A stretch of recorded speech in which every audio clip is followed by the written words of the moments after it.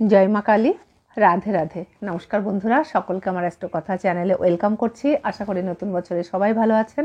বন্ধুরা অনেকে ফোন করছেন, বলছেন অ্যাস্ট্রোলজি বিষয়ে ভিডিও দিতে, তাই বলছি বন্ধুরা 2025 সালের নতুন বছরে সকলকে হ্যাপি নিউ ইয়ার বলে দিলাম আরও একবার।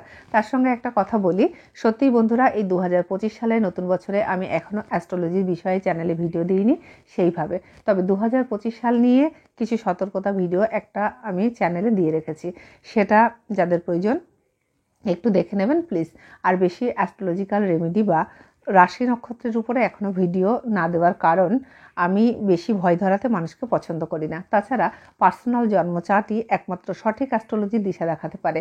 তাছাড়া এভারেজ রাশি নক্ষত্র নাম্বার সব কিছুর উপর ধীরে ধীরে নিশ্চয়ই ভিডিও দেব, আশাহত হবেন না। আমার অ্যাস্ট্রো কথা চ্যানেলটাকে ফলো করলে চোখে পড়বে সব বিষয়। তাছাড়া আমি এই বছরটা একটু নতুন কিছু দিয়ে শুরু করেছি। ঠিকভাবে চ্যানেল ওয়াচ করলে আপনারা অবশ্যই বুঝতে পারবেন যে আমি এবছরে তন্ত্র অর্থাৎ ব্ল্যাক ম্যাজিক, হোয়াইট ম্যাজিক যাই বলুন না কেন, ও বিষয়ে দৈব কথা, ঈশ্বরের বিশ্বাস, কিছু মোটিভেশনাল কথা, এই সমস্তের উপর জোর দিয়েছি। কারণ বর্তমানে যা কিছু মানুষ উড়িয়ে দিতে চাইছে তা যে আছে সত্যি করে সাধারণ মানুষের হয়ে আমিও সে বিষয়ে আপনাদের বোঝাতে চাইছি। যারা এই সমস্ত জিনিস বিশ্বাস করেন, সমস্ত শক্তির কথা, তাদেরকে যাতে কোণঠাসা হতে না হয়, কারণ আমি নিজেও বিশ্বাস করি। তাই বিশেষ করে একটু দৃষ্টি আকর্ষণ করতে চাইছি আমার সমস্ত ভিউয়ার্স এবং সাবস্ক্রাইবার বন্ধুদেরকে, এবং যারা নতুন আসবেন তাদেরকেও। তো ভিডিও একটু বড় হবে বন্ধুরা আজকের, ধৈর্য ধরে প্লিজ দেখবেন। আর যখন আমি একজন অ্যাস্ট্রোলজার তখন জ্যোতিষ বিষয়ে তো অবশ্যই ভিডিও দেব। কিছু মানুষ আমাকে নিয়ে কোশ্চেন করেছেন, আজ আমি সেই উত্তর দেব আর বলবো বিশ্বাস ও ঈশ্বর কি সেই কথা। বন্ধুরা আপনারা যে আমার চ্যানেল ফলো করছেন জেনে ভালো লাগছে, সবাইকে তাই অ্যাস্ট্রো কথা চ্যানেলের পক্ষ থেকে অনেক ধন্যবাদ জানালাম।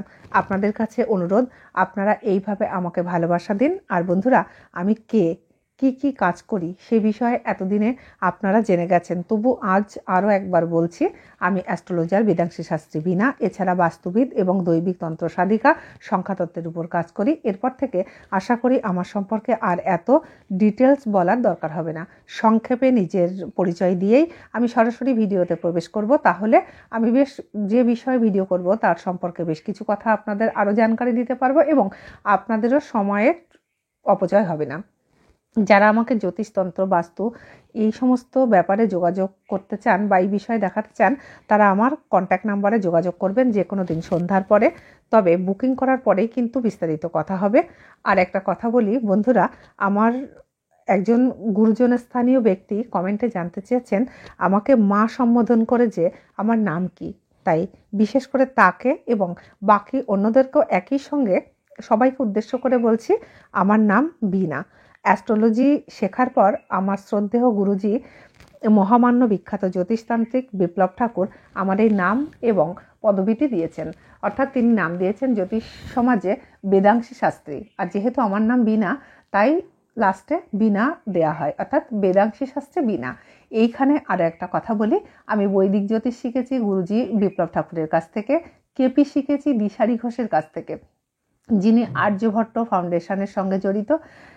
ইনিও আমার গুরুজি, তবে ইনি আমার থেকে বয়সে অনেক ছোট, আমার প্রায় ভাইয়ের বয়সের, আমার সব থেকে ছোট্ট গুরুজি।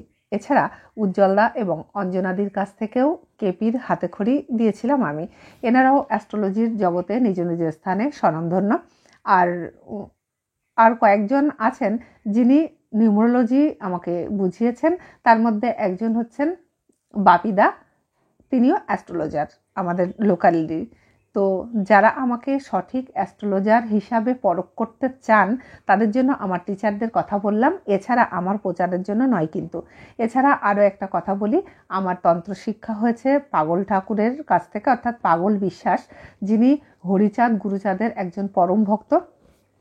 অনেক দিনই তিনি এই সমস্ত কাজ প্র্যাকটিস করেন এবং করেন, অনেক মানুষকে তিনি মানে উপকার করেন। আর অনেক সিনিয়র ব্যক্তি তিনি, 85 ইয়ার্স ওল্ড এখন তার বর্তমানে। যদি কেউ এই সমস্ত কাজ তার কাছ থেকে করাতে চান তবে করাতে পারেন, কিন্তু যিনি আজও প্রতিদিন বিনা প্রচারের আলোয় প্রচুর রুগী দেখেন, তিনিই হলেন আমার ওই পাগল বিশ্বাস গুরুজি। তবে অর্থের বিনিময়ে তিনি করেন।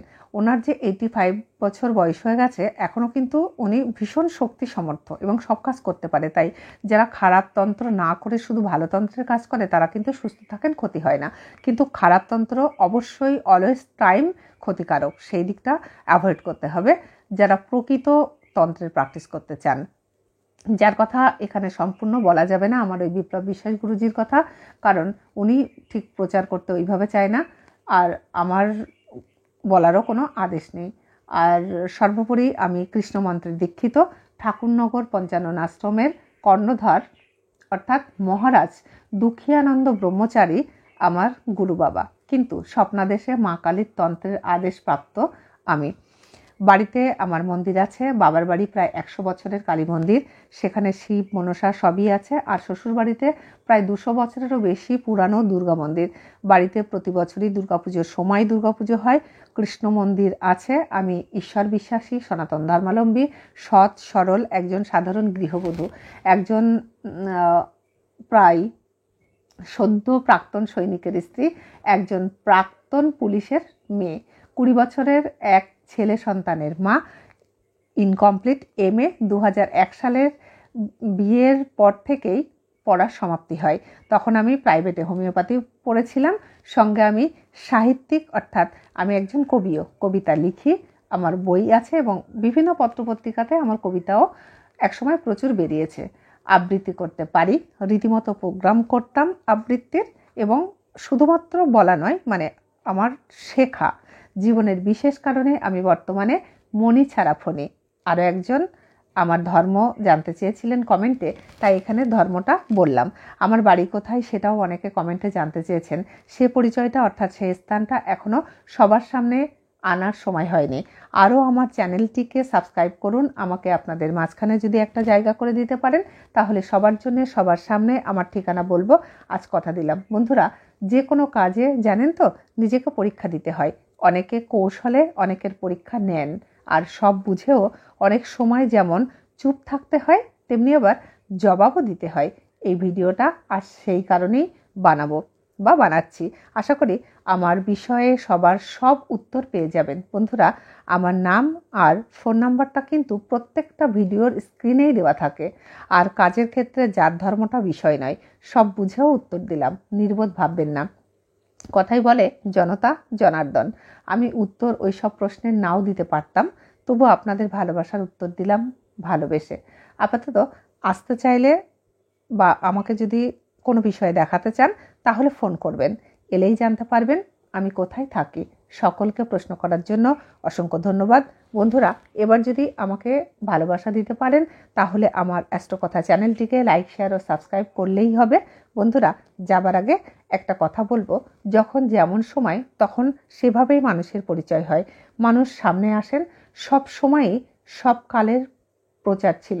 যখন ইন্টারনেট মোবাইল ছিল না তখন মানুষের মুখে মুখেই সে কাজটা হতো।